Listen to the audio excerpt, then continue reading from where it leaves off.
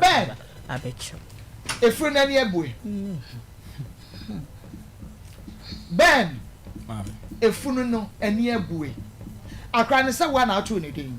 ma me ko pachi metima kasa on tu ni di on ko tu ni ye tu ni di pachi dey so na say akra nya me banti me dey tu ni di so ne kan ba sabre se na akra ne boso me miensa da bi wo na nche mu ana me koye e won mu ana started the bar so bo me dua o the bar wo 1 week na 1 week oh okay 1 week ni mu a eni atiase ewu it wa ma kasa kwa nya me ba obua nka le kure wo nka le kure ba ko se me bo na ne sata na me ka ta na akra na di say na wa di face na boso me say oh sata na akwa na obey 6 months he ba cho mami na nka le kure sa me yi chat ni bi ada choma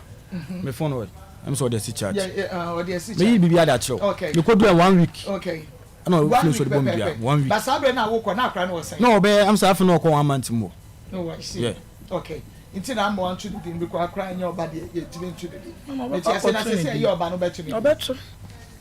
sumi wa busu ese ye oba no betu ni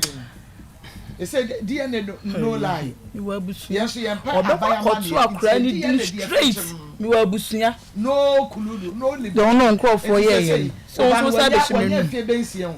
ana onya say mama afa na okọ 5 years afa na okọ 5 years obetu ni din ben me no na di ba cha meduna wa sha meduna wa sha na ka oba no be friend din ben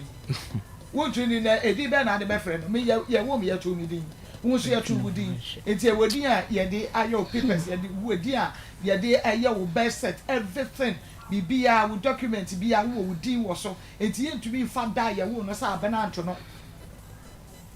ba cha enti o papa hiya papa so mo say papa na tu din ba cha